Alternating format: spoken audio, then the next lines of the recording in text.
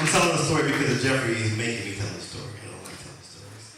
So this is kind of the reason that I'm here in Wicker Park at this door is because of this guy right here, Jeffrey.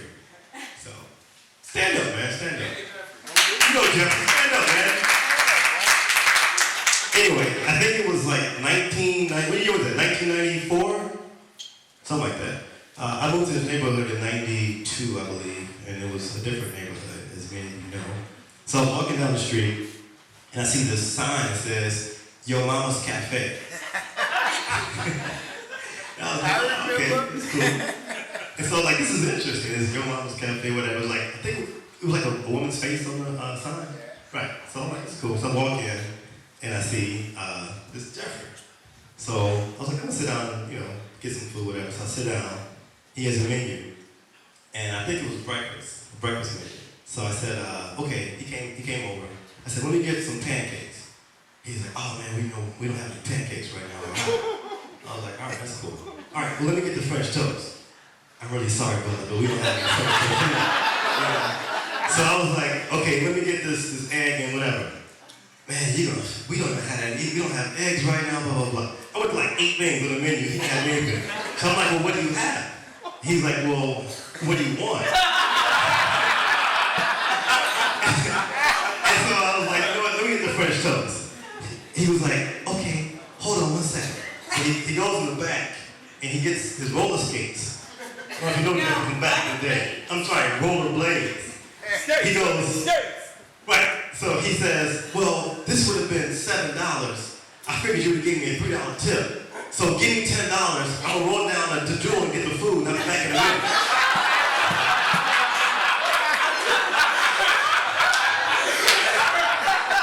And then Mike, it was just him there, was nobody there but him. He says, watch the restaurant. If anybody comes in, climb back a little bit.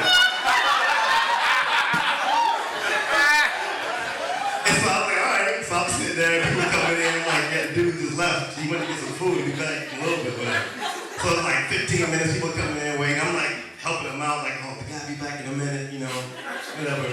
So he comes back in, rollerblading, he had a bag and jewels, and then he made the food that actually was good, actually. But I was like, if this dude can get a business in the neighborhood,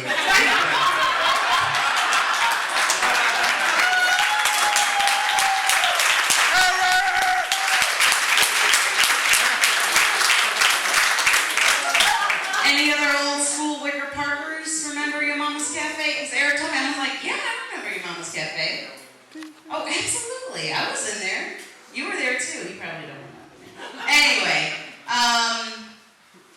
this neighborhood has changed. That was 94? what year was it? I'm too old to remember. Jeffrey, you are an amazing artist. He just does these huge portraits of famous people. Recently, he did one of Rahm Emanuel right in front of the Picasso, and Rahm Emanuel walked out and like posed with him. So he's famous, but he's also knocking shit over and brilliant. Give it up for Jeffrey, y'all. Okay, I don't really have any stories to tell, but he said he was going to tell his story, and he never tells no story. So I was like, you going to tell a story? You don't have to tell no story. Let me see you tell a story. I'm going to bring my camera. I filmed the Negro. So you did all right, Black Haiti. Give it up for the owner of the establishment. That was a true story. He embellished a little bit. They was roller skates, boy. What was good, wasn't it? That was good. Anyway, this is the story. Okay, what story y'all want me to tell from when you raise your hand, which one you want? Okay, when I dreamed the dream that I went to heaven, or when I got poisoned.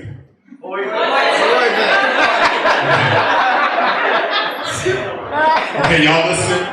Yeah, 5 minutes. Okay, I know all y'all got stories, y'all storytellers, and I know I'm amongst all y'all with storytelling ability. So, but because I don't know how to story tell real good, don't be laughing at me so I can tell the story, because he gonna flag me as soon as I start telling the story. Anyway, okay, so my band, they fucking reward me because it was my birthday with they know I like to eat because I ain't got no money out. And we went to my favorite thing, Chinese. They went to Chinatown, and we went to this restaurant. We ate Chinese food, it was all good.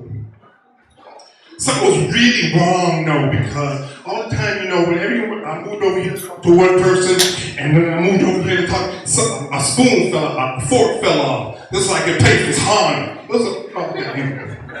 Then, now if anybody had to do some waitresses, and that's all I did at your mama's, do waitress for y'all.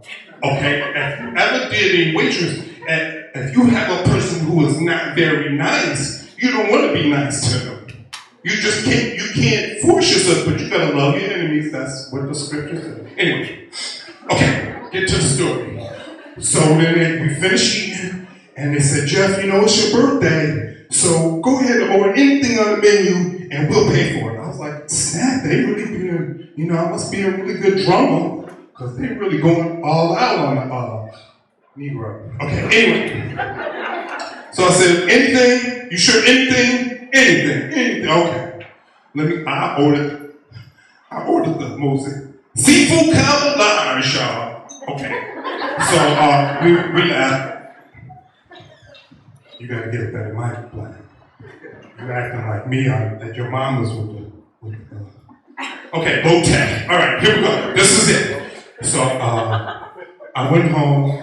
And you know how Chinese food go right through you, about an hour or two, you're really hungry. Okay, so I had a gig at 8, and I said, well, I'm going to be hungry at the gig. I better eat now. So 2 hours later, I ate half of it because it was a large. I'm a skinny person, I can't eat all that. And so then I went to the gig. So I played the gig. I didn't eat nothing else. And I started dreaming like I was tripping. If you ever tripped before, I never did, but it was like that. Y'all can't be laughing at me now. Come on. I will not allow it. I'm going to come over there and I want to. Okay, there you go. Okay. Last to the story. Bam! I get that. I was able to get my drums back to the crib because it was right on Milwaukee. And then I was like, oh, I'm feeling nauseous. I'll take these pills. I got some nauseous pills. No, I'll eat some cod liver oil. No, and I'll drink some water. I started to regurgitate. And then for every 10 minutes, every 5 minutes, every minute, it's about 2 o'clock, I'm sweating.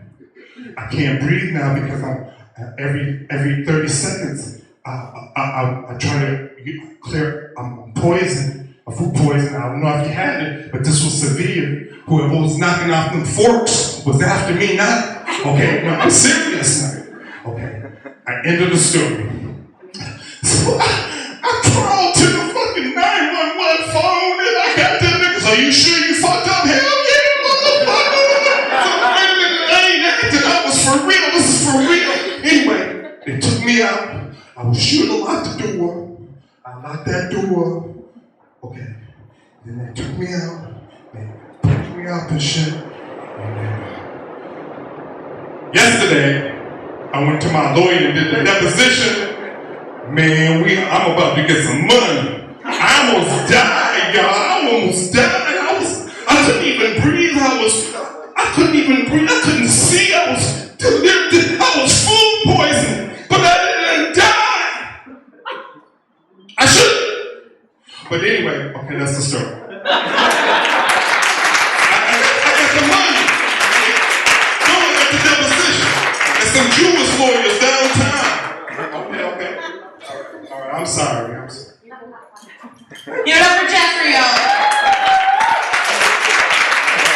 Never disappoints. Never ever. Did I get you? All right, let's keep it moving. We're gonna give it up for Lily.